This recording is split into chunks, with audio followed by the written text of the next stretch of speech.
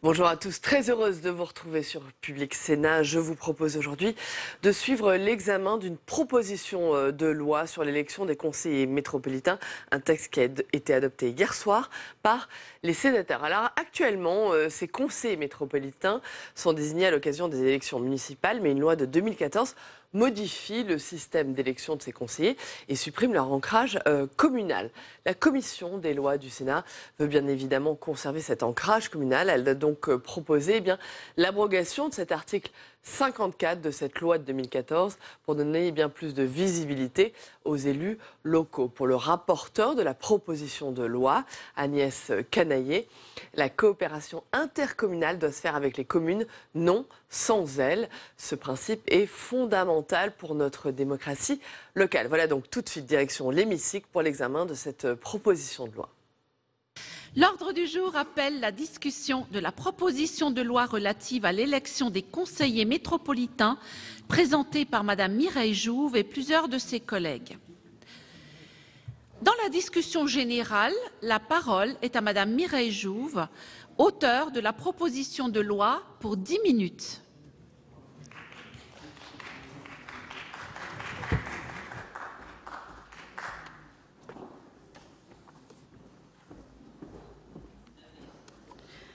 Madame la Présidente, Madame la Ministre, Monsieur le Président de la Commission des lois, Madame le rapporteur, mes chers collègues.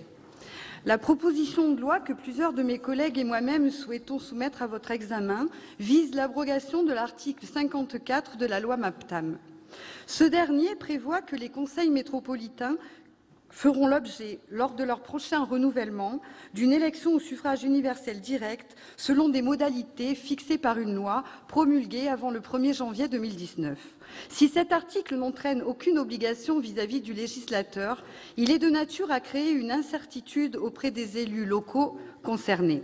Sa suppression aurait indéniablement le mérite d'apporter de la clarté, de la stabilité et de rappeler l'attachement du Sénat à ce que la commune demeure la cellule de base de notre démocratie de proximité. En effet, dans les débats entourant l'adoption de la loi MAPTAM, de la loi NOTRe ou encore de la loi sur le statut de Paris, le Sénat s'est prononcé avec constance en faveur du maintien de l'unicité du scrutin commune, EPCI, métropole. À l'exception du Grand Lyon, toutes les métropoles françaises demeurent en effet à ce jour des établissements publics de coopération intercommunale. Admettre une élection au suffrage universel direct dans le cadre d'un scrutin distinct reviendrait inexorablement à séparer communes et métropoles et à transformer ces dernières en collectivités territoriales. Or, le cadre de l'intercommunalité a été pensé et conçu comme une émanation des communes dont la vocation première est la mutualisation des compétences et la création d'une gouvernance de projet. Elle repose aussi sur le principe de subsidiarité. À cet égard, que restera-t-il aux communes métropolitaines une fois qu'elles auront transféré leurs compétences, qu'elles auront coopéré de bonne foi à la gouvernance avant, au final, de voir le lien qui les unit à la métropole définitivement coupé? Et cela, cruel paradoxe, alors que les élus municipaux continueront d'être interpellés par leurs administrés. La mort annoncée de ces communes, nous la refusons. L'échelon communal demeure, j'en suis convaincue, la clé de voûte de la cathédrale républicaine. Je reconnais volontiers, mes chers collègues, que les détracteurs les plus assidus du socle communal ne siègent pas au sein de cet hémicycle. Mais la rengaine, hors de ces murs, est souvent la même. Comme le général de Gaulle disait, « Comment voulez-vous gouverner un pays qui compte 258 variétés de fromage ?» Certains considèrent que nos communes, du fait de leur émiettement, représentent un obstacle qu'il faudrait impérieusement lever pour administrer efficacement notre démocratie de proximité. La France comptait 38 000 communes en 1789. Elles sont environ 35 000 aujourd'hui. Depuis plus de 2 siècles, la République semble s'en être accommodée. Car ce qui peut apparaître pour certains comme une tare indélébile est aussi une force, celle de la proximité, celle du lien politique et social qui unit les Français à leurs maires et à leurs élus municipaux. Et par les temps actuels, cette relation est plus que jamais précieuse pour maintenir notre cohésion nationale. Nous comprenons les attentes qui peuvent conduire certains présidents d'exécutifs métropolitains à revendiquer un mode de scrutin qui soit détaché des communes et donc des maires. Comme avait coutume de dire Clémenceau, pour prendre une décision, il faut être un nombre impair de personnes, et 3, c'est déjà trop. Nous entendons également les motivations de celles et ceux qui, au sein de formations politiques au faible ancrage territorial, voient dans l'avènement d'un scrutin de liste distinct l'occasion de s'ouvrir plus largement la porte des hémicycles métropolitains. Mais il nous semble que le maire, parce qu'il est le maire, doit être partie prenante de la vie des métropoles. Il est et demeure, avec l'ensemble du conseil municipal, le principal interlocuteur des habitants. Il est celui qui résiste aujourd'hui le mieux à la perte croissante de crédit de la chose publique. Il est clairement identifié par le plus grand nombre. Chacun d'entre nous, pour souvent avoir été élu local, sait que la véritable légitimité, celle qui s'enracine, s'acquiert rarement sur les plateaux de télévision ou dans les journaux. Elle est sur le terrain l'œuvre du temps, le fruit de rencontres et d'échanges multiples. Il ne nous apparaît pas faire preuve de conservatisme quand nous rappelons ces fondamentaux, tout au plus de pragmatisme. Si l'objet du pouvoir est lointain, inaccessible, déconnecté, alors nous gouvernerons sans les Français. Et ces derniers s'éloigneront toujours davantage des urnes. Le système du fléchage dans les communes de plus de 1 000 habitants est une création sénatoriale dont nous pouvons nous enorgueillir. Et il faut le répéter, le fléchage représente bien une élection au suffrage universel direct, comme l'a reconnu le Conseil constitutionnel. Il n'est donc pas moins légitime que les 3 scénarios présentés en janvier 2017 et qui ont mis à rude épreuve les capacités créatives, pourtant grandes, de la DGCL. Il est un second grief parfois formulé à l'encontre du fléchage, celui de sa lisibilité du fait d'une double désignation. Son intelligibilité pour le citoyen ne souffre pourtant d'aucun reproche. Elle pourrait même apparaître comme exemplaire au regard des alternatives qui peuvent lui être opposées. Je pense notamment à celle qui semblait avoir la préférence du précédent exécutif et qui s'apparentait peu ou prou au système électoral en vigueur pour l'élection des conseillers régionaux. Au sein de la métropole du Grand Paris, sa mise en œuvre aurait conduit à présenter des listes comptant au moins 209 candidats répartis dans 131 circonscriptions communales. En matière de lisibilité du bulletin de vote, vous reconnaîtrez, mes chers collègues, qu'on a vu plus limpide. Enfin, et c'est là sans doute le principal argument de celles et ceux qui réfutent notre démarche, le fléchage ne permettrait pas la nécessaire appropriation par nos concitoyens du fait métropolitain. Encore une fois, le système de désignation actuel ne nous paraît pas constituer un obstacle à la mobilisation des citoyens autour d'un débat et de projets métropolitains. À l'occasion des dernières élections municipales, et alors qu'il n'existait qu'une métropole, à Nice, la thématique métropolitaine avait souvent été éludée car elle était essentiellement évoquée sur l'opportunité de créer ou pas des métropoles. Nous ne pouvons donc nous référer à aucun précédent susceptible de démontrer cette insuffisance. Or, depuis, le fait métropolitain a totalement imprégné la vie municipale dans les communes concernées. Soyez assurés que, lors des campagnes en 2020, projets municipaux et métropolitains seront au cœur des débats.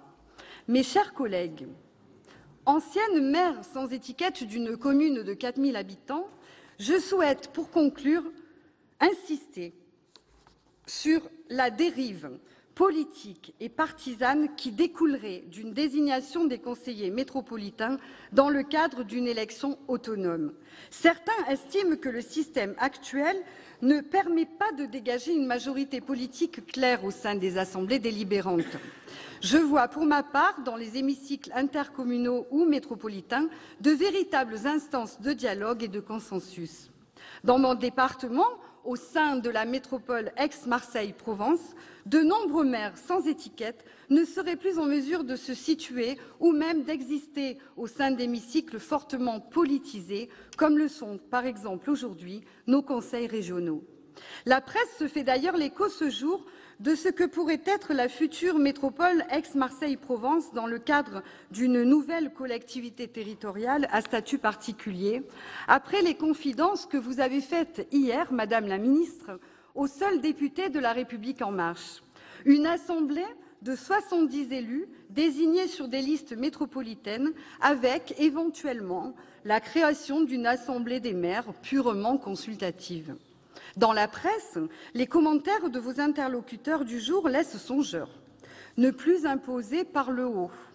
écouter les élus locaux. Effectivement, les élus locaux seront tellement bien écoutés qu'ils seront purement et simplement évincés, et c'est une première, à l'échelle de tout un département. La précédente métropole avait peut-être été imposée par le haut, mais elle avait au moins intégré en son sein celles et ceux qui ont fait jusqu'ici la vie des territoires, désormais largement administrés par la métropole. Là encore, l'ancien monde est prié de faire place nette. Au-delà des seules métropoles, et pour revenir à des considérations moins provençales, je veux enfin dire un mot de l'ensemble des intercommunalités. Lors de l'examen du projet de loi NOTRe, une disposition adoptée par les députés prévoyait d'élire tous les EPCI dans le cadre d'un scrutin direct, distinct des élections municipales. Si certains d'entre nous sont aujourd'hui susceptibles de voir dans l'article 54 de la loi MAPTAM un véritable galop d'essai, vous reconnaîtrez qu'il n'y a pas nécessairement lieu de les accuser de verser dans le complotisme. Mes chers collègues, les signataires de cette proposition de loi ne croient pas à un prétendu sens de l'histoire. À la conception hegelienne, nous opposons la phrase de Valéry « L'histoire justifie ce que l'on veut ». Nous nous situons donc plutôt, j'en ai la conviction, à la croisée des chemins, où nous devons construire avec les élus un modèle d'organisation territoriale pertinent et démocratique. Les métropoles sont appelées à exercer des compétences très largement communales. Nous y souscrivons pleinement. Mais le lien avec la commune ne saurait être rompu dans un souci de proximité et de cohérence des politiques menées. Aussi, mes collègues signataires et moi-même, nous vous invitons à rappeler votre attachement à l'unicité du scrutin. Je vous remercie. La parole est à Madame Jacqueline Gouraud, ministre auprès du ministre d'État, ministre de l'Intérieur.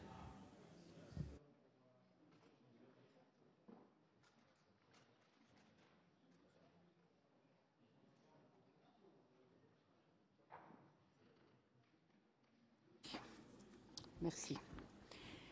Madame la Présidente, Monsieur le Président de la Commission des lois, Madame le rapporteur, Madame Vassal, à l'origine de la proposition de loi. La proposition de loi donc en discussion aujourd'hui se propose de revenir sur le régime électoral applicable à l'ensemble que forment les métropoles au sein de la catégorie des intercommunalités à fiscalité propre. Votre proposition, Mesdames et Messieurs les sénateurs, ne vise pas à faire évoluer ou à compléter les règles électorales applicables aux intercommunalités à fiscalité propre qui ont le statut de métropole, mais à les stabiliser. Permettez-moi, Monsieur le Président de la Commission des lois, de saluer le travail effectué en commission qui a permis que soit discuté aujourd'hui un texte épuré aux ambitions claires et précises. Je souhaite également concentrer mon propos sur 3 éléments qui fondent la position du gouvernement quant à cette proposition de loi. Premier élément, la loi a récemment renforcé la légitimité démocratique des organes délibérants des intercommunalités à fiscalité propre. Ça a d'ailleurs été rappelé précédemment. En mars 2014, pour la première fois, nos concitoyens ont pu voter pour la désignation des conseillers communautaires en même temps qu'ils élisaient les conseillers municipaux. C'était déjà en même temps. Cette évolution était devenue indispensable. En effet, l'extension progressive des compétences des intercommunalités, leur rôle accru dans l'organisation des services publics locaux, mais aussi le fait que des leviers fiscaux soient à leur disposition, ont conféré aux intercommunalités une responsabilité politique croissante que nul aujourd'hui ne songerait à remettre en cause. Toutefois, cette évolution fondamentale de l'organisation décentralisée de notre République ne s'était longtemps pas accompagnée d'une évolution des modalités de désignation des conseillers communautaires. Leur légitimité était certes réelle, car procédant des conseils municipaux, mais elle était sans lien avec le corps électoral, avec l'expression politique et le suffrage de nos concitoyens. Cette situation nourrissait d'ailleurs des critiques récurrentes à l'égard des intercommunalités, dont le déficit démographique était régulièrement dénoncé. La loi du 16 décembre 2010 a donc utilement fait évoluer les règles pour prévoir que les conseillers communautaires étaient, dans les communes de plus de 1 000 habitants, élus au suffrage universel direct selon le système de fléchage, où la désignation des conseillers municipaux et communautaires résulte de l'expression du même vote. Dans les communes de moins de 1 000 habitants, désignés automatiquement, comme vous le savez, dans l'ordre du tableau. Dans le même temps, cette loi a permis de progresser dans la mise en œuvre du principe de parité. Elle a également constitué une avancée très importante sur ce point. Deuxième point sur lequel je voudrais insister, s'agissant des métropoles, la question de la poursuite du renforcement du lien entre élus et corps électoral a légitimement été posée par le législateur. La loi MAPTAM du 27 juillet 2014 avait prévu que le gouvernement dépose un projet de loi organisant l'élection des conseillers métropolitains au suffrage universel direct avant le 1er janvier 2017. La loi, ensuite, relative au statut de Paris, avait repoussé cette échéance au 1er janvier 2019. Il est vrai que l'intégration, souvent plus aboutie, et la dynamique récente de prise de compétences départementales des métropoles, par le biais du mécanisme de transfert prévu par la loi NOTRe, pose avec d'autant plus d'acuité la question de la légitimité démocratique des organes délibérants des métropoles. Telle est la raison pour laquelle bon nombre de ces collectivités admettent que la question de l'élection au suffrage universel direct doit être étudiée et travaillée. Les travaux préparatoires aux lois MAPTAM et NOTRe l'ont amplement démontré, certains ici s'en souviennent. En tout cas, je m'en souviens. Pour autant, à l'exception de la métropole de Lyon, qui a la qualité de collectivité à statut particulier, les métropoles se sont jusqu'ici inscrites dans le registre de l'intercommunalité, ce qui entraîne une configuration de contraintes particulières en matière électorale.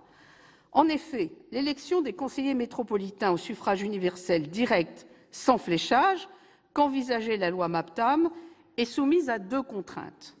Premièrement, conformément à une jurisprudence constante du Conseil constitutionnel, la répartition des sièges au sein du Conseil métropolitain doit s'opérer sur des bases essentiellement démographiques, afin de garantir l'égalité de représentativité des conseillers communautaires. Deuxièmement, dans le cas de l'intercommunalité, pour assurer l'absence de tutelle d'une collectivité sur une autre, chaque commune membre de l'EPCI doit être représentée dans l'assemblée délibérante. La combinaison de ces deux principes constitutionnels entraîne de fortes difficultés techniques, voire dans certains cas des difficultés insolubles. En effet, affecter un siège de conseiller métropolitain aux plus petites communes conduit nécessairement à en affecter un plus grand nombre aux communes les plus importantes, afin d'assurer l'égale représentation démographique. S'agissant des métropoles, il en résulterait des augmentations importantes des effectifs des organes délibérants, d'autant plus élevées que l'hétérogénéité démographique des communes membres de la métropole est importante.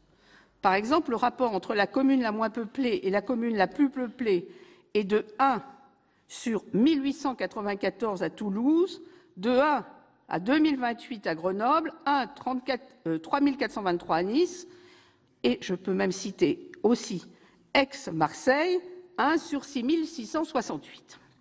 Dès lors, et comme l'a établi un rapport remis au Parlement en février 2017, la mise en place du suffrage universel direct sans fléchage dans le cadre de l'intercommunalité à fiscalité propre ne peut s'envisager dans le respect des principes constitutionnels sans une augmentation démesurée de la taille des conseillers métropolitains ou une complexification à l'excès des modes de scrutin.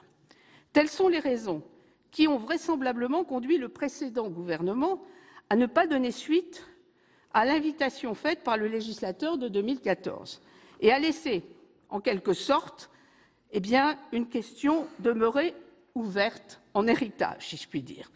Pour ces mêmes raisons, mesdames et messieurs les sénateurs, le gouvernement s'en remet à la sagesse de votre Assemblée, bien sûr, quant au devenir des dispositions législatives prévoyant, dans le cas de l'intercommunalité à fiscalité propre, l'élection des conseillers métropolitains au suffrage universel direct sans fléchage.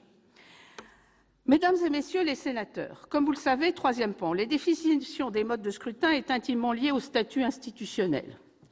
Dès lors qu'une métropole accède au statut de collectivité à statut particulier, la configuration de règles et objectifs à valeur constitutionnelle est transformée. Les règles et principes qui caractérisent l'intercommunalité à fiscalité propre ne s'appliquent plus, puisqu'il est alors question de collectivité de plein exercice qui s'administre librement par un conseil élu. Aussi, par conséquent, des dispositions législatives qui organiseraient le changement de statut de certaines métropoles auraient à traiter du régime électoral qui leur serait applicable. C'est ainsi que la métropole de Lyon, collectivité particulière, enfin un statut particulier, de plein exercice, s'administre librement par un conseil élu. Dès lors, l'élection des conseillers métropolitains se déroulera à l'occasion du prochain renouvellement au suffrage universel direct. Sous cet angle, qui n'est plus celui de l'intercommunalité à fiscalité propre classique et qui suppose une évolution institutionnelle substantielle, la question de l'élection au suffrage universel direct des conseillers métropolitains pourra à nouveau être débattue devant le Parlement. C'est en effet le sens des engagements qui ont été pris par le Président de la République devant le Congrès des maires le 23 novembre dernier, concernant, a-t-il dit, je cite, 5 à 8 métropoles d'ambition européenne et mondiale. Si ces dernières le souhaitent, procéder à un rapprochement bien légitime avec les départements. À ce moment de mon discours préparé, je voudrais ajouter une phrase sur Marseille. Je n'ai eu aucun journaliste de la Provence, ni de visu, ni en ligne. Je suis très contente qu'ils aient une photo de moi. Le gouvernement n'a aucun plan pour la métropole de Marseille, outre le fait de ce que je viens de dire. Bien, et vous pouvez noter que rien n'est entre guillemets dans l'article. Bien, le gouvernement a engagé la concertation concernant ce chantier.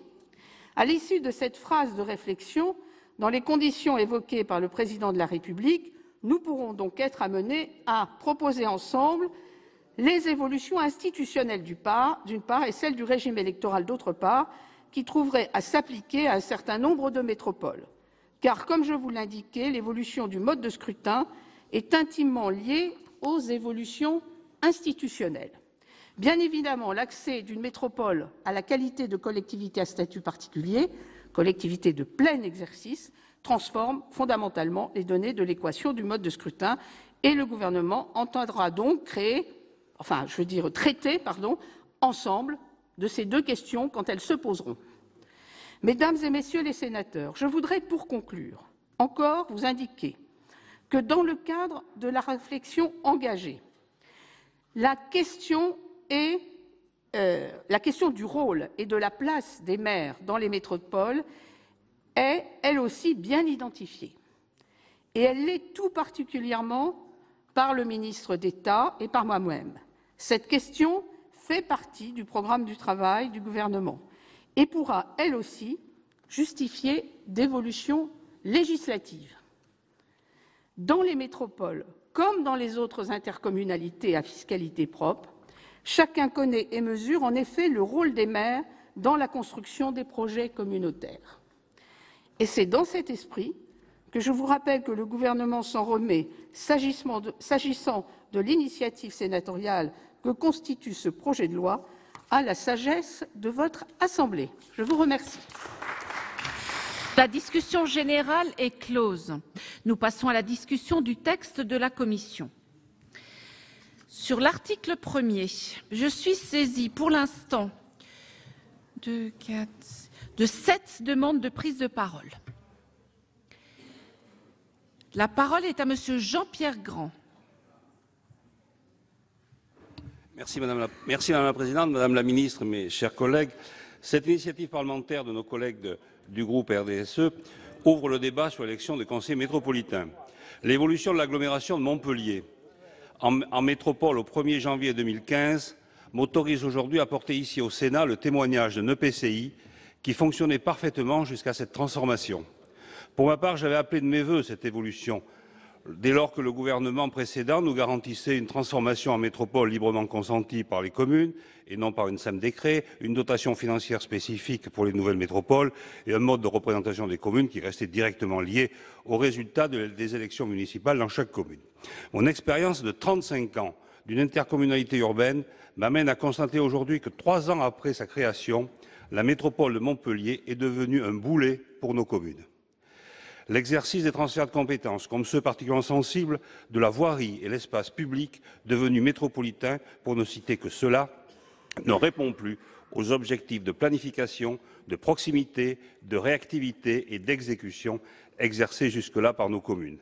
Il convient également d'évoquer les tensions sur l'épargne des communes de la métropole liées à l'imputation en section de fonctionnement de dépenses d'investissement à travers l'attribution de compensations, même si je sais qu'il y a une loi qui a naturellement rectifié les choses, encore faut-il que ceux qui président et qui sont majoritaires acceptent de l'appliquer. Le passage en métropole a déstabilisé le fonctionnement de nos communes, mais ce sont les maires qui, en 2020, devront rendre des comptes à leur population. Aussi, chacun comprendra que je souscrive à l'objet de cet article unique. J'avais déposé un amendement identique lors de l'examen en novembre dernier de la proposition de loi relative aux modalités de dépôt de candidature aux élections, mais il avait alors été déclaré irrecevable. Dans son rapport de janvier 2017, le précédent gouvernement constatait l'absence de consensus politique, mais semblait néanmoins privilégier l'hypothèse d'une assemblée élue dans le cadre d'une circonscription unique dotée de sections électorales. Ce mode de scrutin pose un problème majeur de respect de la démocratie. À titre d'exemple, dans les sections communales ne comportant qu'un seul siège, un candidat issu d'une liste arrivée en tête au niveau de la métropole pourrait être élu dans sa section communale en application de la prime majoritaire, alors que dans cette même commune, la liste arrivée en tête n'aurait pas de représentants. Dans les communes disposant de peu de représentants, un par exemple, et elles sont nombreuses, les conseillers métropolitains élus selon ce mode de scrutin pourraient ne plus être... chers collègues. J'ai quasiment terminé, madame, j'ai 4 lignes. Je disais donc que pourrait ne plus être le maire, mais un conseiller de l'opposition, voire une personne extérieure au conseil municipal, alors que la logique de l'intercommunalité veut que le conseiller métropolitain soit un représentant de la commune. Enfin, et je termine là, madame, un tel mode de scrutin viendrait donc à modifier totalement la nature et l'esprit de l'intercommunalité qui deviendrait de fait une nouvelle collectivité territoriale de plein exercice, consacrant ainsi la disparition de l'échelon communal sur le territoire des métropoles, ce que naturellement nous ne souhaitons pas. Merci. Merci. La parole est à monsieur Arnaud Bazin pour 2 minutes 30. Oui, merci Madame la Présidente, Madame la Ministre, Madame la Rapporteure, Monsieur le Président de la Commission des lois. Je ne reviendrai pas quant à moi sur les conséquences de l'élection au suffrage universel supracommunal des conseillers métropolitains pour les communes. Cela a été abondamment développé. Je partage la nécessité, bien sûr, de préserver l'entité communale, première brique de la République. Je veux, quant à moi, attirer l'attention sur la menace que cela représente aussi pour l'existence des départements. La loi NOTRe a tenté de les faire disparaître. Les baisses inouïes de dotations pendant le précédent quinquennat les ont rudement malmenés. Et la perte programmée de toute autonomie financière à la suite de la disparition de la taxe d'habitation, inexorablement suivie de la part départementale de la taxe sur le foncier et bâti, se veut une pierre tombale dans leur jardin. Ce sont pourtant les départements qui assurent la nécessaire solidarité. Solidarité envers les plus faibles, mais aussi solidarité entre communes riches et communes défavorisées de leur territoire. Si les métropoles se saisissaient des compétences départementales sur leur territoire, qu'adviendrait-il du reste? L'espace départemental non métropolitain, cet arrière-pays pourtant vital pour les habitants des métropoles, sera abandonné sans ressources en proportion de ses besoins. Ce sera là la périphérie, l'ultra-périphérie de la France périphérique. Il n'est qu'à écouter le président du conseil départemental du Rhône pour s'en convaincre. L'élection des conseillers métropolitains au suffrage supracommunal s'inscrit dans cette funeste direction. C'est pourquoi je voterai bien sûr cet article 1er et cette proposition de loi. Merci, chers collègues. Monsieur Michel Forissier, vous aviez redemandé la parole sur cet article ? Simplement pour compléter par mon explication de vote qui va dans le sens de mon intervention, parce qu'effectivement, aujourd'hui, il s'agit peut-être, en ajoutant en argument une nécessité de faire un bilan des métropoles qui ont été créées. Parce qu'effectivement, avant d'avancer, il faut solidifier cette assise métropolitaine et pour cela, nous avons besoin d'avoir des bilans de ces expérimentations. Parce que le cas de la métropole lyonnaise, nous avons un mandat convenu que c'était un mandat de construction. Et après, il faut en tenir quand même compte de ce qui a marché, de ce qui n'a pas marché. Je ne vous dirai pas toutes les difficultés ce soir, mais pour vous dire que je pense, et là je m'adresse à Madame la Ministre, que le plus important aujourd'hui, c'est de faire des bilans, de regarder ce qui a marché et d'améliorer la situation, parce que notamment, nous, le gros problème qui reste à la métropole lyonnaise, c'est la non-représentation des maires pour le prochain mandat de nombreuses communes, compte tenu du nombre de communes, et ce qui nous obligerait à faire un conseil métropolitain qui serait, je crois, de 700 ou 800 conseillers, ce qui est impensable. Donc voilà, moi je voterai cette loi avec conviction, parce que je crois que ça va dans le bon sens, et je suis heureux d'appartenir au Sénat et de voir cette large majorité qui défend les communes. Merci, Monsieur Forissier. La parole est à Madame Samia Ghali, pour 2 minutes 30 également. Oui, merci, Madame la Présidente. Je comprends et je soutiens cette PPL, cette PPL de Mireille Jouve, que je fais d'une certaine façon mienne. Ce sont des combats, que ce soit avec Mireille Jouve ou avec Sophie Joissaint, des combats que nous avons menés déjà dans cet hémicycle il y a quelques années, et nous recommençons finalement, on a l'impression de revivre l'histoire. Mais, Madame la Ministre, vous avez dit que vous étiez favorable à l'abrogation de l'article 54.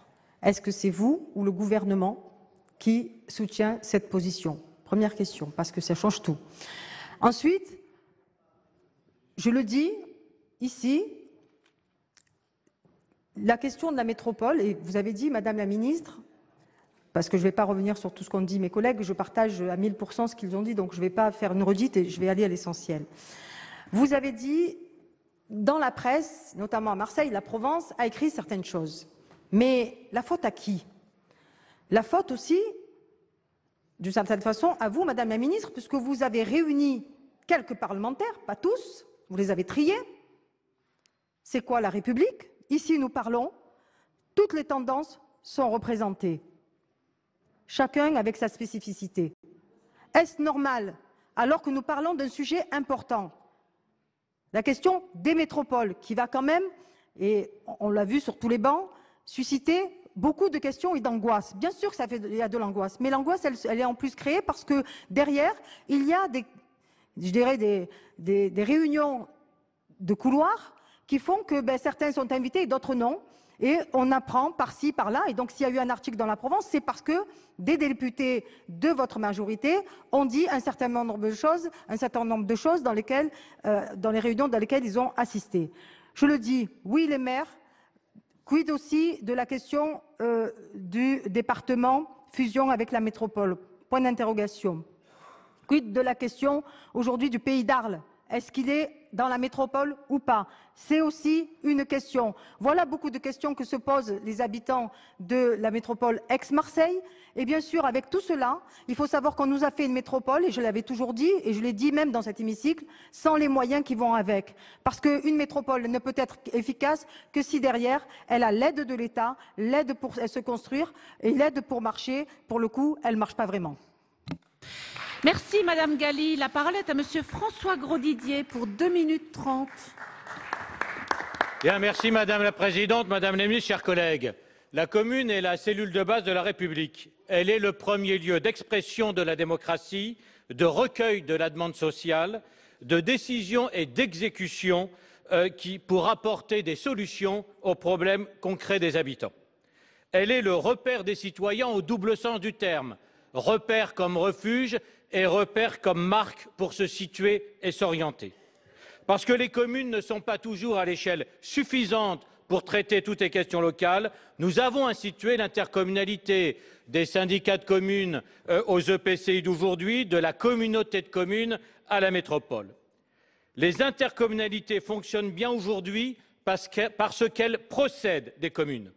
Cette symbiose avec les communes membres est la condition sine qua non des EPCI. Cela suppose que les communes soient entendues, que les maires soient les voix de leur commune dans l'intercommunalité et souvent que l'exécutif cultive une forme de collégialité avec les maires. Cela vaut autant pour la métropole que pour la communauté de communes et même plus encore, car plus le PCI gère des compétences du quotidien, plus cette écoute et cette proximité sont importantes et nécessaires. Tout cela tient à une condition fondamentale, l'élection des conseillers métropolitains dans la circonscription communale. Le mode de scrutin direct est déjà assuré par le fléchage, par ces bulletins de vote 2 en 1 que nous avions imaginés pour nous conformer aux principes constitutionnels tout en restant dans la circonscription communale et en maintenant le lien, la corrélation entre l'exécutif municipal et la représentation de la commune dans le PCI. Vouloir le scrutin direct pour toutes les communes, même de moins de 1000 habitants dans les métropoles, ce n'est pas vraiment pour élargir le scrutin direct, parce que ça concernerait une quantité infinitésimale d'habitants, mais cela consiste à imposer la circonscription métropolitaine et donc à effacer la commune. Toutes les communes ne seraient plus représentées, ou elles le seraient par des élus opposés ou extérieurs à la municipalité. C'est d'autant plus grave que les métropoles ont davantage de compétences obligatoires, et notamment celles de l'urbanisme. Les maires devraient mettre en œuvre des PLU sur lesquels ils n'auraient rien eu à dire. Il faut conclure, chers collègues. Dans le Conseil métropolitain, ce serait un déni de démocratie où celui qui aurait le pouvoir n'aurait pas de compte à rendre et celui qui aurait encore des comptes à rendre n'aurait plus le pouvoir. Pour ça que l'élection des conseillers métropolitains au niveau communal, c'est la condition de survie des communes, de vivacité de la démocratie locale et du bon fonctionnement de nos métropoles. Et il est temps de stabiliser les communes dans les métropoles pour que les métropoles et communes puissent travailler sereinement. La parole est à Monsieur Michel Savin. Merci Madame la Présidente, Madame la Ministre, chers collègues. Alors j'aurai un discours un petit peu différent de celui de mes collègues. La métropole, pour moi, est un établissement public de coopération intercommunale. Il est donc évident, bien sûr, que les communes doivent y être représentées et pouvoir s'y exprimer. Cependant, la méthode d'élection actuelle des conseillers métropolitains, à la très grande majorité par fléchage, n'est pas satisfaisante. Qui pourrait dire le contraire? Aussi, nous devons profiter de ce débat. Le statu quo ne va pas dans le sens de l'histoire, bien au contraire. Les communes transfèrent aujourd'hui de plus en plus de compétences aux métropoles. Développement économique, mobilité, voirie, déchets, urbanisme, environnement, culture, sport et bien d'autres. Les décisions prises par les conseillers métropolitains impactent quotidiennement les citoyens. Demain, nous aurons à avoir un débat sur la réforme nécessaire de la fiscalité locale. Mais dans le même temps, nous refusons de transférer le débat politique à cette échelle. C'est toutefois une exigence démocratique que les citoyens puissent se saisir et se prononcer sur un projet politique clair porté par les élus au niveau métropolitain. Combien d'exemples existe-t-il à travers la France de maires se faisant élire sur des promesses et qui, une fois à la métropole, adoptent toute autre décision? Ces élus doivent clarifier leur position. Cela ne peut se faire que dans le cadre d'un débat métropolitain. C'est ce que j'appelle aujourd'hui une certaine hypocrisie. Madame la ministre, vous avez parlé tout à l'heure de clarté. Moi, je parlerai de manque de courage. La coopération intercommunale doit se faire avec les citoyens et non sans eux. Vous avez aussi rappelé tout à l'heure, Madame la ministre, qu'il faut garantir la place et le rôle du maire dans la construction de la métropole. Or, je vous rappelle que l'article L. 5211-10 du Code général des collectivités territoriales, il est prévu que le bureau de l'EPCI est composé du président, d'un ou plusieurs VP et éventuellement d'un ou plusieurs autres membres.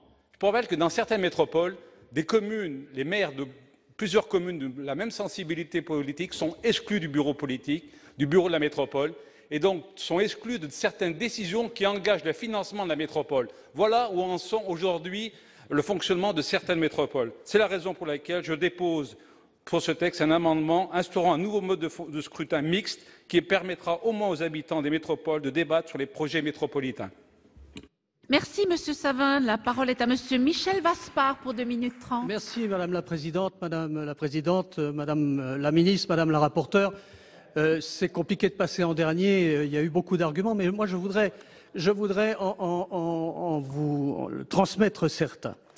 à chaque fois qu'il y a une grande réforme, on nous promet que cette réforme-là reste dans un cadre très précis. Et là, c'est le cas notamment. On nous dit que c'est uniquement l'élection des conseillers métropolitains. Sauf qu'on met le doigt dans l'engrenage. C'est aujourd'hui l'élection, et ça serait éventuellement l'élection des conseillers métropolitains, demain des communautés d'agglomération et après-demain les communautés de communes.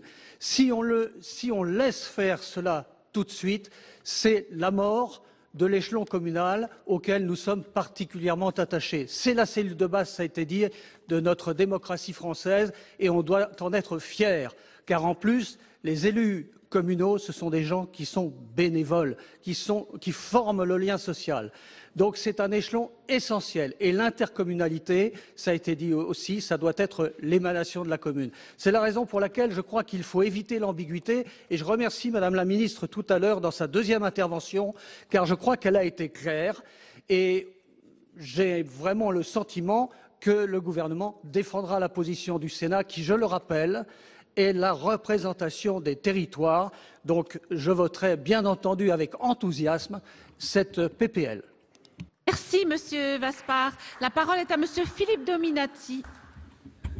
Merci, Madame la Présidente, puisque, Madame la Ministre, vous nous avez indiqué qu'il s'agissait d'un symbole, d'un débat symbolique.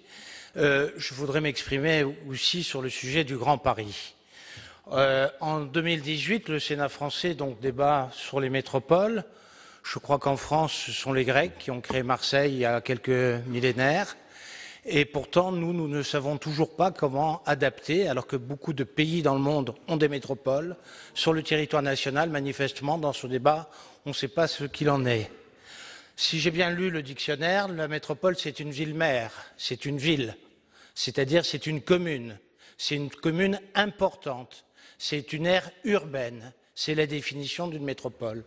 C'est pour cela qu'en ce qui concerne le Grand Paris, beaucoup d'annonces ont été faites par le Président de la République. Mois après mois, on reporte. Il n'y a aucune concertation. Aucune. Contrairement à ce qui a été dit, pour l'instant, rien. Et on prend du retard. Je souhaiterais savoir véritablement ce que le gouvernement va faire et pas botter en touche, comme ça a été fait un peu tout à l'heure sur l'article de cette loi. Par contre, on ne peut pas superposer les structures, comme a dit ma collègue Lavarde. Et donc, pour ma part, je suis pour la suppression des 4 départements du cœur de l'agglomération. C'est la métropole du Grand Paris, avec la suppression des structures intermédiaires que sont les départements. Et en tout cas, ce n'est pas une vision trop grande et trop large qui pourrait être, par exemple, la région. Ça n'a pas de sens. Ce n'est pas une ville, la région. Si on reste sur le statut de la métropole, il s'agit d'une ville importante et donc adaptée et faites des propositions et faites une concertation, ce que vous ne faites pas actuellement. Merci, Monsieur Dominati. Madame la Ministre, vous souhaitiez apporter quelques éléments de réponse. Oui, je ne vais pas entrer dans les débats qui ne sont pas l'objet du... mais je pourrais en reparler si vous le souhaitez. Je voudrais répondre à Madame Samia Ghali pour lui dire 2 choses. J'ai l'habitude de recevoir les gens qui me demandent des rendez-vous, sur quelque banc qu'ils soient.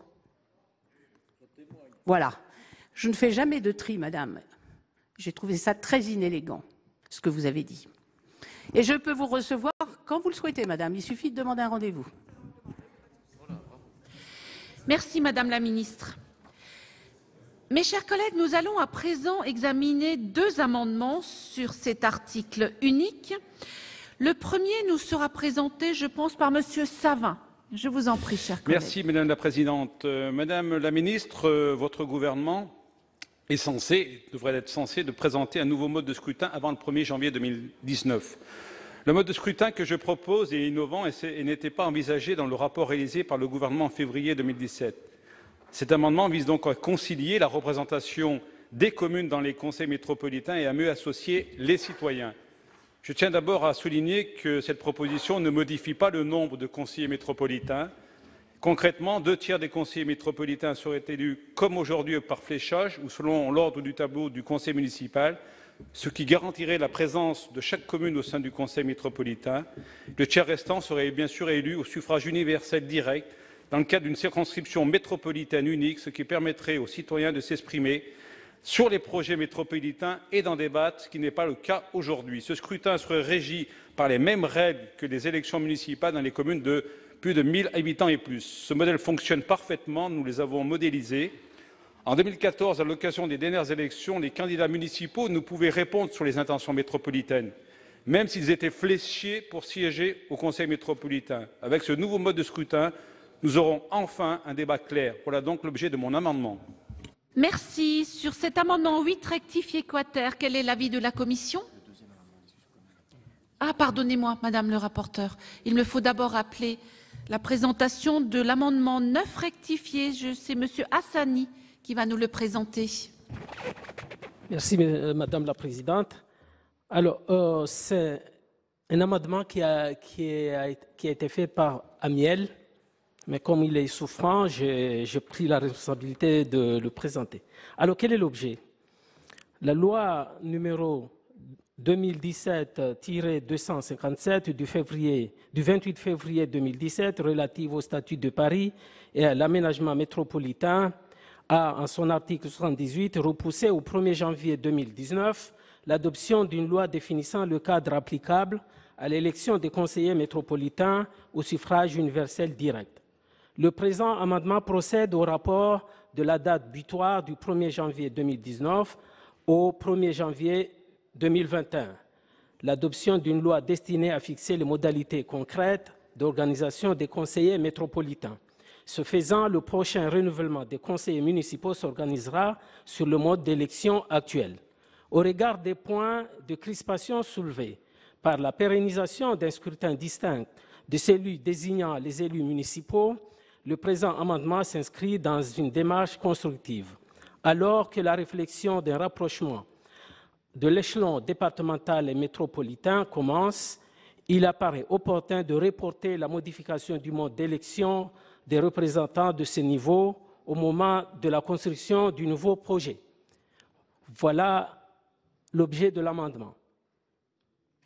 Merci beaucoup, chers collègues. À présent, Madame le rapporteur, quel est l'avis de la Commission sur ces deux amendements? Merci, Madame la Présidente. Alors, sur l'amendement de notre collègue Michel Savin, cet amendement a effectivement l'avantage de chercher un compromis, et en cela, il doit être salué, compromis qui permet de préserver la place des communes dans les métropoles, tout en prévoyant l'élection directe d'une partie des conseillers métropolitains.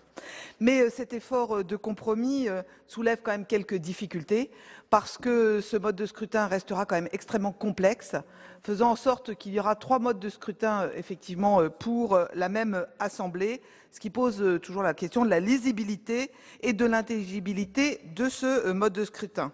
En plus, il modifie le mode de scrutin alors que ce que nous attendons, ce qui est réclamé par les élus locaux, c'est une pause dans la réforme, sachant que, par ailleurs, une majeure partie des métropoles interrogées sont pour le statu quo. C'est pour ça que je demanderai le retrait ou, à défaut, un avis défavorable sur cet amendement. Sur l'amendement de Monsieur Amiel, cet amendement en fait repousse au 1er janvier 2021 l'échéance, donc il ne fait que reporter les questions et étant donné que l'article 54 nous donne simplement une indication à légiférer, je pense qu'il vaut mieux écarter et repousser cette indication, l'abroger plutôt que de la reporter à 2021. Donc pareil, avis défavorable. Merci. Quel est l'avis du gouvernement sur ces deux amendements? Ce sera aussi 2 avis défavorables ou demande de retrait. En ce qui concerne l'amendement présenté par Monsieur Savin, il y a 2 difficultés majeures. Je réponds quand même à votre proposition. D'abord, en réduisant le nombre de conseillers métropolitains élus par fléchage, elle aurait pour effet de renforcer encore plus le poids des petites communes du fait de la garantie accordée d'1 siège par commune. Il n'est pas certain que dans toutes les métropoles, la réduction d'1 tiers des conseillers ainsi désignés respecte les bornes fixées par la jurisprudence du Conseil constitutionnel, selon lesquelles la répartition des sièges doit s'effectuer sur des bases essentiellement démographiques. En outre, la possibilité offerte à un candidat de se présenter 2 fois pour un même scrutin est peut-être assez peu opportune. En effet, en favorisant les candidatures multiples de mêmes personnes à un même scrutin, ceci empêche, je dirais, un certain renouvellement de la classe politique de notre pays. Bon, au-delà du contenu, Monsieur Savin, nous ne souhaitons pas aussi ouvrir un débat à l'occasion de cette PPL. Simplement, j'y réponds pour être complète. Quant à l'amendement de Monsieur Amiel, Monsieur le sénateur, vous soulignez à juste titre que la réflexion relative au devenir institutionnel de certaines métropoles a été engagée par le gouvernement à la demande d'un certain nombre d'entre elles. Comme je l'indiquais en ouverture de la discussion, je le redis, ceux qui n'étaient pas là au début comme ça entendront, l'accès à la qualité de collectivité à statut particulier au sens de l'article 72 de la Constitution rend indispensable de régler la question du régime électoral applicable à ces collectivités de plein exercice, et ça rejoint un peu la question de M. Savin. En effet, la position de sagesse du gouvernement quant à cette proposition de loi n'implique pas que nous renoncions à toute évolution du régime électoral des métropoles. Au contraire, comme ça a été le cas pour la métropole de Lyon, ça a été expliqué tout à l'heure, des évolutions institutionnelles qui conféreraient à certaines d'entre elles la qualité de collectivité à statut particulier. C'est-à-dire, pour parler clairement, tant que nous sommes dans des établissements publics de coopération intercommunale, nous restons sur le système du fléchage que vous avez tous, enfin la plupart, défendu. S'il y a des nouvelles collectivités à statut particulier, eh bien, il y aura un lien évident à revoir le système électoral. C'est aussi simple que cela. Merci Madame la Ministre. Monsieur Jean-Pierre Sueur pour explication de vote. Merci Madame la Présidente. C'est très simple Madame la Ministre, mais il est peut-être permis dans ce débat d'avoir le souci de la simplicité et de n'être point simpliste. On peut tout à fait adhérer à deux propositions, mes chers collègues, et moi je refuse de choisir. Premièrement, j'aime les communes. Nous aimons les communes et nous sommes attachés à la persistance des communes, à leur permanence, et nous ne voulons pas que les communes cessent de vivre. Premier point. Deuxièmement, il est évident qu'il y a un problème de rapport à la démocratie dans les métropoles et dans les grandes agglomérations. C'est tout, tout le monde le sait. Lors du débat municipal, on ne parle pas suffisamment des enjeux de la métropole. La métropole, elle a des pouvoirs énormes par rapport à ceux des communes. Et il faut trouver une solution. Et c'est pourquoi, pour ma part, je salue l'effort de M. Savin, qui nous propose, qui dit il va falloir trouver une solution. Et tout le monde sait ici qu'il faudra trouver une solution. Donc, nous, notre groupe, nous nous abstiendrons sur l'amendement de M. Savin pour des raisons essentiellement techniques, parce que nous ne voulons pas prendre position en particulier sur deux collèges, 2 tiers, 1 tiers. Je rappelle qu'un certain nombre d'entre nous ont soutenu la position du gouvernement de l'époque qui avait proposé 2 collèges équivalents. Donc il y avait 2 moitiés. Nous savons les difficultés qu'il y a, mais on devra évoluer. Et moi, je souhaite qu'on accepte cette évolution. Monsieur Savin, vous avez raison. C'est le sens de l'histoire, qu'on accepte cette évolution tout en respectant les communes. Les compétences des communes ne sont pas celles de la métropole et cela doit s'articuler. On vit très bien dans sa commune et en même temps, il y a de nombreux grands projets qui sont portés par la métropole et c'est normal qu'on en débatte. Ce n'est pas quelque chose qui est réservé aux élus. Les citoyens sont concernés. Donc arrêtons de dire ou bien tu choisis la commune, le vote de la commune et tu aimes la commune, ou alors tu es un adepte de la métropole et par conséquent tu méprises les communes. Enfin, on est capable de n'être pas simpliste, d'accord? Je tiens à le dire avec force, parce que sinon, ce sont des arguments complètement rituels qu'on va voter, et de toute façon, soyez sûrs, mes chers collègues, je le redis, on ne votera rien. Parce que vous voterez que l'article 54 est terminé, l'article 54 sera Conclure, terminé. cher collègue. Et je conclus, vous le savez très bien, Madame la Présidente, vous êtes avisée que le gouvernement de la République, et Madame Gourault le sait bien, pourra déposer tout projet de loi le jour qu'il voudra. Merci, cher collègue. Madame Françoise Laborde pour explication de vote. Merci, Madame la Présidente. J'allais me laisser emporter par des réponses qui n'ont pas cours. Voilà.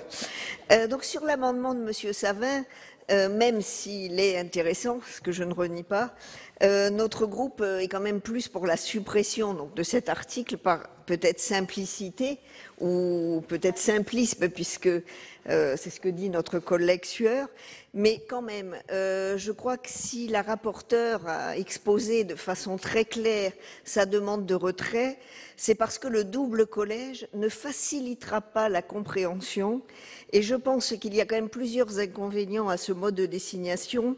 C'est la compréhension d'abord du citoyen. Donc c'est vrai qu'avoir des élections municipales avec un double collège, donc une partie des personnes qui seront fléchées, mais certains, les mêmes, qui peuvent se présenter sur la même liste, donc dans un autre cadre, je ne suis pas sûre que ça simplifie les choses. Et ça n'apportera pas d'amélioration à la gouvernabilité des métropoles. Donc cela pose aussi, enfin je vous pose cette question, la légitimité des conseillers métropolitains élus selon deux modalités différentes. Donc nous sommes contre. Quant à l'article de l'amendement de Monsieur Amiel, si c'est reculer pour mieux sauter et n'amener aucune modification, eh bien autant que ça reste en 2019. Voilà. Madame Laborde, Monsieur Pierre-Yves Collombat pour explication de vote. Que le fonctionnement des grandes intercommunalités pose des problèmes de démocratie, tout le monde le sait. Tous ceux qui pratiquent ce genre d'exercice le savent bien. Il n'y a qu'à voir d'ailleurs actuellement quels sont les élus qui sont présidents, d'où viennent les élus qui sont présidents des grosses intercommunalités. Très peu sont issus de communes petites ou modestes. L'essentiel, c'est la commune-centre ou un groupe de communes qui mobilisent de fait le pouvoir avec leur administration. Je n'ai pas dit leur bureaucratie, mais c'est ça. Seule question. La même chose se pose pour le mode de scrutin. Vous en avez une meilleure? Est-ce que faire 2 collèges, ça améliorera la situation? Que nenni. Mais est-ce que renforcer encore par le mode de scrutin le poids des communes-centres et des plus grosses communes, est-ce que ça va permettre de développer la démocratie? Pas du tout.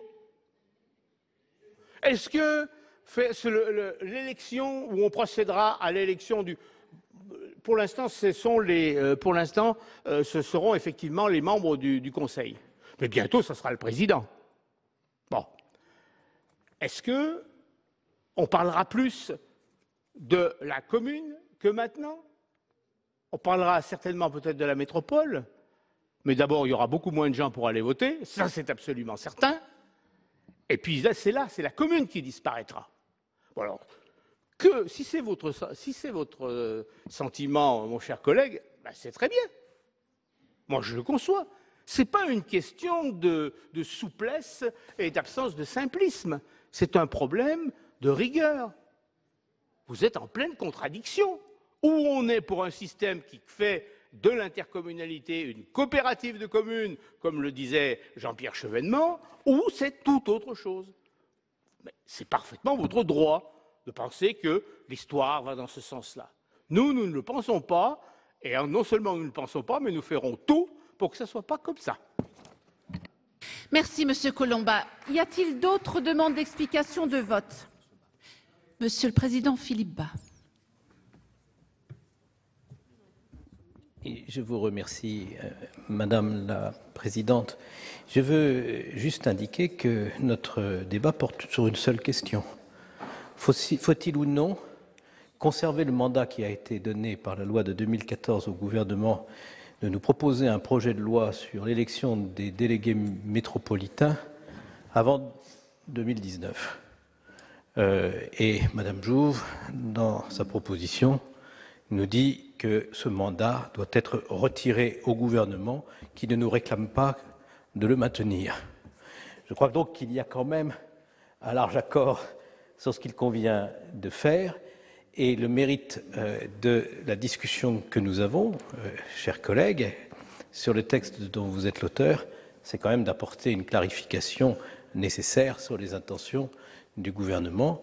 Nous sommes nombreux dans l'hémicycle à considérer que cette clarification était utile, va dans le bon sens, et à vouloir en remercier Madame Gourault qui s'est exprimée au nom du gouvernement. Maintenant, dire que pour autant le problème de la désignation des membres des conseils métropolitains est définitivement réglé et qu'on n'aura pas à y revenir, ce serait probablement excessif. Simplement, si certains d'entre nous, et je pense à notre collègue Michel Savin, ont pris un peu d'avance dans la réflexion, nous n'en sommes pas tous au même degré de maturité dans notre analyse des problèmes. Le débat que nous venons d'avoir montre que ça n'est pas si simple et que la question ne se pose pas dans les mêmes termes dans toutes les métropoles. D'ailleurs, que beaucoup de métropoles portent le même nom alors que ce ne sont pas des vraies métropoles, que la loi que nous avons eu à examiner l'année dernière a encore ajouté à la confusion. Bref, tenons-nous-en à ce que nous avons voulu faire pour aujourd'hui, à chaque jour suffisant sa peine, et peut-être que dans les années à venir, la réflexion pourra de nouveau avancer. Merci, Monsieur le Président. Dans la mesure où la Commission a exprimé une demande de retrait, j'interroge Monsieur Savin. Est-ce que vous comptez retirer votre amendement? Tout d'abord, avant de donner ma réponse, le rapporteur a parlé de scrutin complexe. J'anticipe les débats qu'on aura pour les élections législatives. Il faudra expliquer à nos concitoyens qu'il y aura des députés qui seront élus sur des circonscriptions, d'autres qui seront élus à la proportionnelle, tout en prenant en compte la moyenne nationale des plus ou moins 20%. Tout ça est d'une simplicité déconcertante. Et on nous explique aujourd'hui qu'un débat au plus près des citoyens, au niveau des communes et des métropoles, est complexe. Attention aux propos qui sont tenus. Deuxième constat que je fais, et que nous sommes plusieurs à faire, même si nous ne sommes pas majoritaires, c'est que si on comprend bien les débats qu'on a eus ce soir, c'est que rien ne va, mais surtout ne changeons rien. Donc, je maintiens mon amendement. Il a retiré ou pas? Monsieur Hassani, est-ce que vous comptez retirer votre amendement? Oui. Je vous remercie. Je vais mettre aux voix l'amendement 8 rectifié quater, qui a deux avis défavorables, celui de la Commission et du Gouvernement. Qui est pour l'adoption de cet amendement? Qui est contre l'adoption de cet amendement? Il n'est pas adopté. Je vais mettre aux voix l'article unique. Qui est pour son adoption sur l'article? Qui est contre? Il est adopté. Nous allons à présent examiner plusieurs amendements après l'article unique. Donc l'amendement numéro 1 de Monsieur Grand. Oui, Madame la Présidente, avec votre permission, je vais défendre les deux amendements, comme ça, le 1 et le 2, parce qu'ils sont très, très liés, et naturellement, selon la réponse du ministre, je verrai si je les maintiens ou si je les retire. Je défends donc conjointement ces deux amendements. La loi 2013 a rendu incompatible le mandat de conseiller communautaire avec un emploi salarié au sein d'une des communes membres. Or, dans un même temps, le mandat de conseiller municipal au sein d'une des communes membres n'est, lui, pas incompatible avec un emploi salarié au sein de l'intercommunalité. Il s'agit là d'une inégalité flagrante, ne reposant sur aucune considération d'intérêt général. Je vous propose donc d'y mettre fin avec mon amendement numéro 1, qui avait été adopté par le Sénat dans une précédente initiative parlementaire en mars 2016. En repli, mon amendement numéro 2 propose de prévoir un mécanisme permettant à l'élu de retrouver son mandat de conseiller communautaire dès que cesse l'incompatibilité. Merci. Quel est l'avis de la Commission sur les deux amendements, Madame le rapporteur?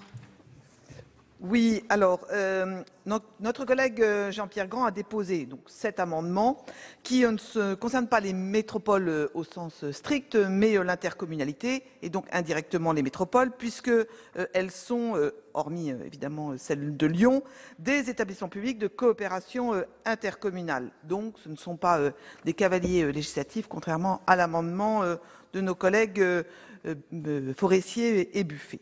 C'est vrai que ces amendements posent de vraies questions dont il est bon de débattre et qui correspondent à des difficultés rencontrées concrètement dans les métropoles. Mais la difficulté, c'est que dans cette proposition de loi où nous avons, et nous l'avons réaffirmé ce soir, la volonté d'avoir un message clair et véritablement de recentrer les débats uniquement sur la question posée par l'article 54 de la loi MAPTAM, il est difficile de pouvoir intégrer ces dispositions relatives aux questions des incompatibilités et des inéligibilités des membres et des agents membres des EPCI. Donc ces questions sont de vrais sujets, mais je pense qu'il vaut mieux, en plus en l'absence d'une évaluation réelle des enjeux, attendre le travail qui va être mené par le groupe de travail sur le statut de l'élu qu'anime la délégation sénatoriale aux collectivités territoriales et renvoyer aussi au travail de la mission sur l'évaluation de la réforme des collectivités territoriales qui abordera de manière plus globale cette question des métropoles. C'est pourquoi j'émets un avis de retrait ou défavorable. Idem sur le deuxième amendement de M. Grand, puisque c'est le même enjeu, sauf que la solution est encore un peu plus complexe. Merci, Madame le rapporteur. Quel est l'avis du gouvernement sur les deux amendements numéro 1 et numéro 2?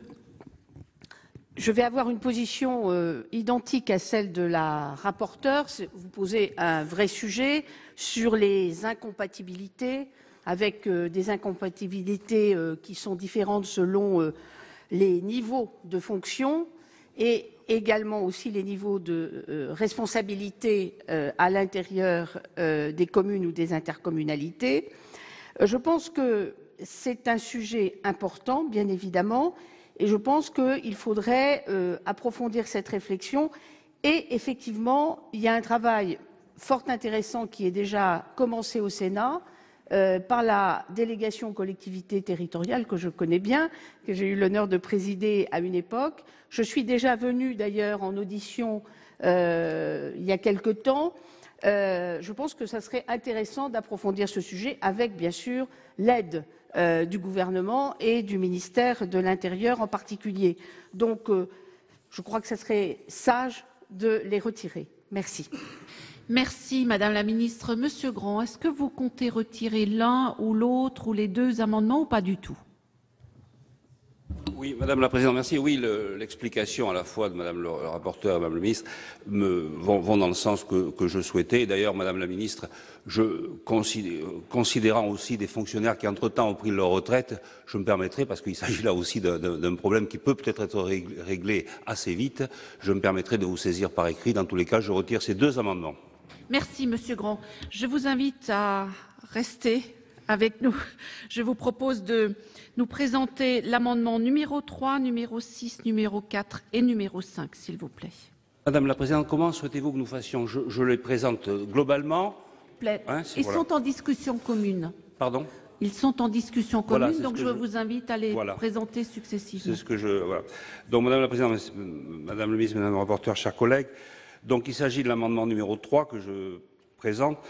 Lors des élections municipales et communautaires de mars 2014, les conseillers communautaires ont été élus pour la première fois par fléchage sur les listes de candidats des conseils municipaux dans les communes de plus de 1000 habitants. Les principaux objectifs de la réforme 2013 étaient de renforcer la parité, d'améliorer la légitimité démocratique des intercommunalités et de les rendre plus lisibles pour les citoyens. Si le premier objectif a été atteint, les deux autres ne le sont pas. En effet, le système byzantin de fléchage ne trouve aucun écho chez les électeurs et peut parfois même complexifier la gestion municipale. Les aléas de la vie municipale font qu'un conseiller communautaire élu par fléchage peut quitter la majorité municipale au cours du mandat et donc de la commune, se voir représenté par un ex-élu de sa majorité. Celui-ci peut même se voir confier des responsabilités dans l'exécutif intercommunal. Afin de maintenir une stabilité municipale, cet amendement d'appel propose de revenir à une désignation des conseillers communautaires par le conseil municipal. Nous avons eu cet exemple à Montpellier, où un conseiller d'opposition, un conseiller de la majorité, dans la majorité municipale, s'est fâché avec le maire. Le président de la métropole de Montpellier a destitué le maire de ses fonctions de vice-président et a mis son opposant à la place. Vous voyez comment là, la démocratie est bafouée. Deuxième amendement, numéro 6. De façon plus brève, pour les communes de plus de 1000 habitants, la loi de 2013 a fixé de nombreuses règles de représentation de la liste des candidats au siège de conseiller communautaire. La complexité de ces règles de présentation enlève toute souplesse aux candidats lors de l'élaboration de leur liste. Aussi, il est proposé de supprimer l'obligation de faire figurer les candidats dans l'ordre de présentation dans lequel ils apparaissent sur la liste des candidats au conseil municipal, tout en maintenant celle de choisir les candidats au conseil communautaire au sein des trois premiers cinquièmes de la liste des candidats au conseil municipal, tout simplement parce que les communes, le maire, très souvent, il organise sa liste en fonction des compétences qu'il veut déléguer, en particulier pour les adjoints, mais ensuite, au sein de la métropole, il n'est pas obligé qu'un adjoint, qu'une personne aille siéger à la métropole si la métropole n'exerce pas les compétences en question. Troisième amendement, il s'agit du numéro 4. Si notre haute assemblée décidait de ne pas revenir sur le système de fléchage pour l'élection des conseillers communautaires, je vous propose d'instaurer une clause de revoyure permettant aux communes disposant d'un nombre de conseillers inférieur au 10e de l'effectif total du conseil communautaire de procéder à la désignation de nouveaux conseillers au cours du mandat. Bien évidemment, cette nouvelle désignation devra respecter la répartition du nombre de sièges et le sexe des candidats établis entre les listes lors de la précédente élection. Il s'agit là, comme je vous le disais précédemment, de répondre aux aléas de la vie municipale et d'en renforcer la stabilité. Enfin, l'amendement numéro 5. Pour les communes de moins de 1000 habitants soumises au scrutin majoritaire, il existe une contrainte exigeant que les conseillers soient le maire, les adjoints, puis les conseillers municipaux dans l'ordre du tableau. Or, cette exigence n'a pas de réelle justification. En effet, il n'existe aucun lien entre la composition d'un exécutif municipal et les compétences de l'intercommunalité. Durant près de 35 ans de mandat de maire, mes 3 premiers adjoints successifs étaient délégués à l'action sociale. Selon quel principe un maire devrait-il définir des ordres de ses adjoints et leurs compétences en fonction de l'intercommunalité? Au contraire, pour une plus grande souplesse, il conviendrait de reconduire les anciennes modalités en laissant au conseil municipal le soin de les désigner lors de son installation. Et Madame le ministre, je ne résiste pas au plaisir de rappeler que vous aviez défendu, sans succès à l'époque, un amendement similaire en mars 2013, lors de la deuxième lecture de la loi du 17 mai 2013. Voilà les amendements que je... Merci, cher collègue. Quel est l'avis de la Commission sur l'ensemble de ces 4 amendements? Merci Madame la Présidente. Alors effectivement, l'avis sera identique sur les 4 amendements, étant donné qu'ils sont un peu dans la logique de ce que j'ai pu exposer précédemment. Ce sera une demande de retrait des 4 amendements ou à défaut, évidemment, un avis défavorable. C'est vrai que les questions soulevées par notre collègue Jean-Pierre Grand sont des questions importantes qui correspondent, je le disais, à des vraies problématiques rencontrées sur le terrain, mais qui soulèvent un questionnement beaucoup plus large et donc qui impose là aussi de renvoyer à une évaluation plus grande, d'où le rôle de la mission de contrôle et de suivi de Mathieu Darnaud, dont j'ai déjà parlé. Pour l'amendement 3 qui vise à supprimer le fléchage pour la désignation des conseillers communautaires dans les communes de plus de 2000 habitants, c'est vrai, et vous l'avez rappelé, ce système a quand même permis, en étant le moins mauvais, de garantir entre autres la parité. et d'augmenter très largement, et je ne peux que m'en féliciter, la place des femmes au sein des conseils municipaux et des conseils communautaires. Et donc, il correspond vraiment à un mode d'élection direct, au suffrage universel direct. Et donc, on peut considérer que le fléchage aujourd'hui est un mode admis et qui permet de cocher un certain nombre de qualités.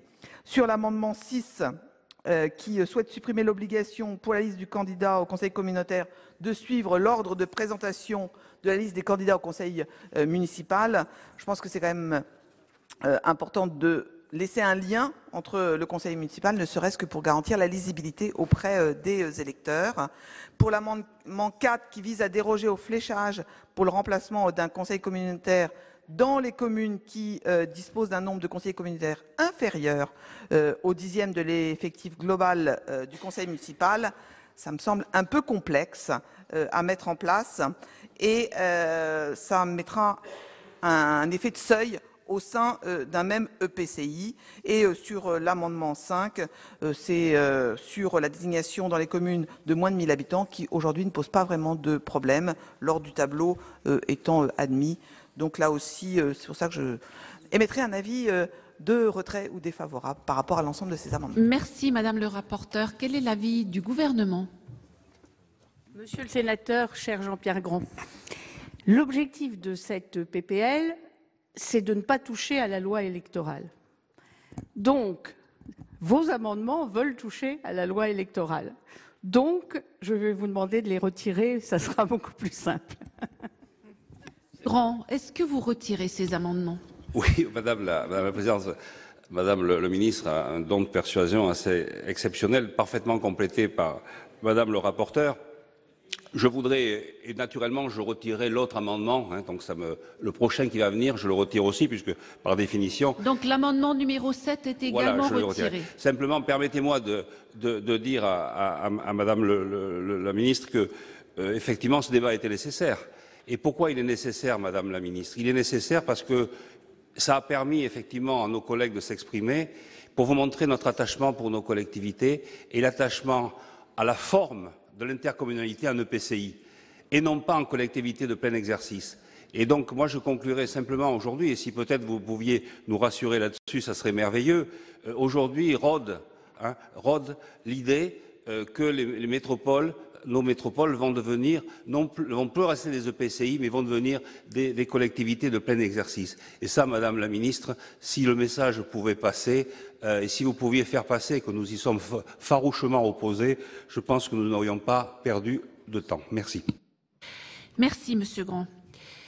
Je vais mettre aux voix l'ensemble de la proposition de loi. Y a-t-il des demandes d'explication de vote? Alors, Monsieur Requier. Madame Laborde, Madame. Ouais. Madame. Merci Madame la Présidente, Madame la Ministre, mes chers collègues.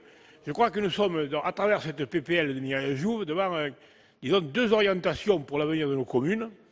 C'est que vont devenir les communes, et en particulier les petites communes rurales. Dans un cas, si on élit les délégués communautaires au scrutin universel pour les grandes agglomérations, pour les agglomérations et pour les communautés de communes, on va voir donc évaporer, aspirer les petites communes dans une grande intercommunalité, et on aura des communes, par exemple, qui n'auront plus de délégués au conseil communautaire. Donc c'est une conception qu'on peut approuver, si vous voulez, et qui est tout à fait, pas raisonnable pour moi, mais qui est donc défendable. Et puis la deuxième conception, celle que je soutiens, c'est que chaque commune doit avoir donc un représentant au conseil communautaire, au conseil d'agglomération, et que le seul moyen, c'est qu'on puisse continuer donc à flécher tout un système où les délégués de chaque commune aient donc accès au conseil communautaire. Donc c'est l'objet de la proposition de loi de Mireille Jouve. C'est vrai qu'on part là des métropoles, mais ensuite on risque de redescendre plus bas. Et donc je crois que c'est une option de fond. Une fois de plus, comme a dit Pierre-Yves Colomba tout à l'heure, les choses sont défendables, donc c'est pas absurde, ni l'un ni l'autre, mais nous, on préfère, comme défenseurs des communes et du monde rural en particulier, donc la PPL, donc je l'ai co-signée, bien entendu, je la voterai. Merci, Monsieur Requier. Monsieur Colomba, pour explication de vote. Moi, d'abord, je voudrais dire que les arguments contre sont extrêmement faibles. On nous dit que l'actuel mode de scrutin n'est pas satisfaisant. Certes, mais en connaissez-vous un autre qui permette de satisfaire l'ensemble des critères, l'ensemble des contraintes qu'a rappelé tout à l'heure Madame la ministre? Non, non. Il y a une telle quantité de contraintes que je ne vois pas comment on peut faire. Et le principal avantage, c'est qu'il sauve le fait qu'on reste dans le domaine de l'intercommunalité et non pas la création d'une autre entité. Deuxièmement, on nous dit « Oh ben vous vous faites plaisir, vous vous faites plaisir, de toute façon le gouvernement il peut revenir sur votre PPL ». Mais n'est-ce pas le destin de toute PPL? Alors il faudrait qu'on ne dépose plus de propositions de loi? N'est-ce pas le destin de tous nos amendements? Puisque le gouvernement peut effectivement les faire sauter quand il veut. Alors c'est effectivement une décision symbolique, mais le symbole compte, surtout en la matière. Et ce n'est pas qu'une décision symbolique, c'est aussi l'affirmation d'une position, d'une volonté du Sénat. Et c'est pour ça que, bien que ne doutant aucunement de l'issue d'un vote à bulletin levé, à main levée, j'ai demandé que soit utilisé le scrutin public. Au moins, chacun prendra ses responsabilités. Madame Vullien, pour explication de vote. Oui, merci Madame la Présidente. Madame la Ministre, mes chers collègues, je souhaite donner une explication de vote en qualité d'ancienne deuxième vice-présidente de la métropole de Lyon, en charge précisément de la mise en place de cette nouvelle entité. Je peux témoigner du bien-fondé de la construction métropolitaine qui a été le mariage de l'humain et de l'urbain et qui a supprimé une couche du millefeuille administratif. En revanche, je peux également témoigner du refus des élus métropolitains sur le mode de scrutin prévu en 2020 qui va priver certaines communes d'une représentation au Conseil de la métropole de Lyon, voire même être représentées par un opposant au maire. Ça a été dit par certains collègues, mais nous le redoutons puisque c'est ce qui se profile. C'est un déni flagrant de l'échelon de proximité, cet échelon privilégié par nos concitoyens, cet échelon qui est rassurant pour l'habitant et qui a tout à perdre s'il est livré au bon vouloir de la technostructure. On voit d'ailleurs poindre à l'horizon la disparition pure et simple de la commune, et j'ai vu que certains collègues ne s'y étaient pas trompés. Nous alertons depuis plus de 4 ans sur les conséquences néfastes pour les communes et leurs habitants. La métropole de Lyon devait servir de modèle aux autres métropoles françaises. Or, que se passe-t-il? Aujourd'hui, les métropoles rejettent cette disposition de la loi MAPTAM en demandant l'abrogation de l'article 54 relative à ce mode électoral ubuesque. Elles sont dans le vrai et je ne peux qu'être d'accord avec cette vision. C'est la raison pour laquelle je vais voter cette PPL en lançant un cri d'alarme pour l'avenir qui risque bien de voir disparaître l'échelon communal au profit d'une technostructure très éloignée des besoins réels du citoyen. Il est clair que le mode électoral de la métropole de Lyon devra également être revu, peut-être d'ailleurs avec des collèges distincts, mais nous en reparlerons. Je vous remercie. Chers collègues, Madame Françoise Laborde pour explication de vote. Merci Madame la Présidente. L'examen de ce texte a démontré, s'il était besoin, que la question de l'avenir des métropoles suscite débat et intérêt. Lucides, nous nourrissons un espoir mesuré de voir ce texte repris et adopté par les députés. Néanmoins, nous pouvons nous féliciter de la suppression de l'article 54 de la loi MAPTAM. Il nous permet, comme le rappelait Madame la rapporteure, de sortir de l'ambiguïté et de l'impasse. En effet, aucun des scénarios avancés pour remplacer le système actuel n'est satisfaisant. Notre collègue Jean-Pierre Sueur nous indiquait qu'il ne voterait pas ce texte car, pour résumer sa pensée, si je peux me permettre, il ne servait à rien.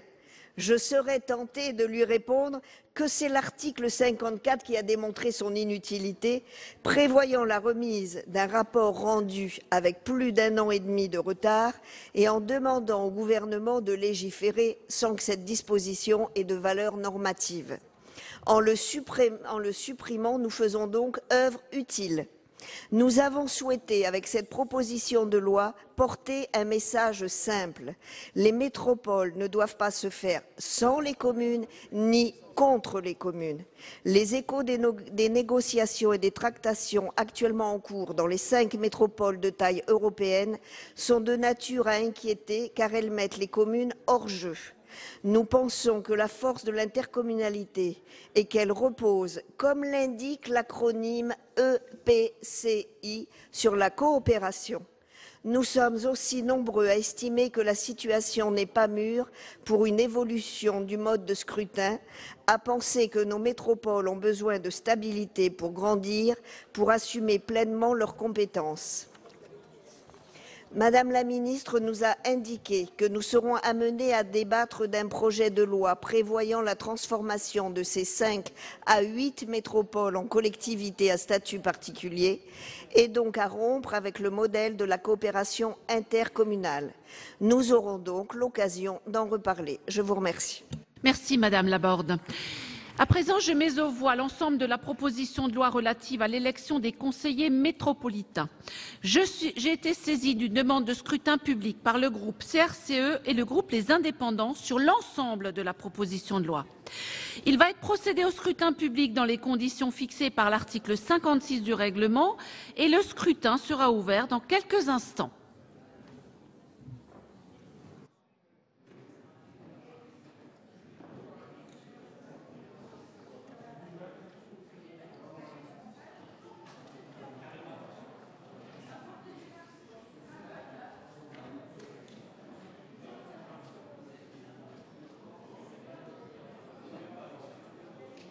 Le scrutin est ouvert.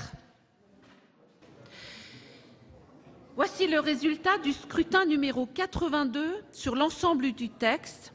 Compte tenu de l'ensemble des délégations de vote accordées par les sénateurs aux groupes politiques et notifiées à la présidence, nombre de votants 343, nombre de suffrages exprimés 337, pour l'adoption 256, contre 81.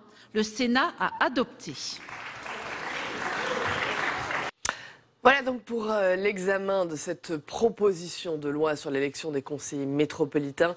Actuellement, ces conseillers métropolitains sont désignés à l'occasion des élections municipales, mais une loi de 2014 modifie le système d'élection de ces conseillers et supprime leur ancrage communal.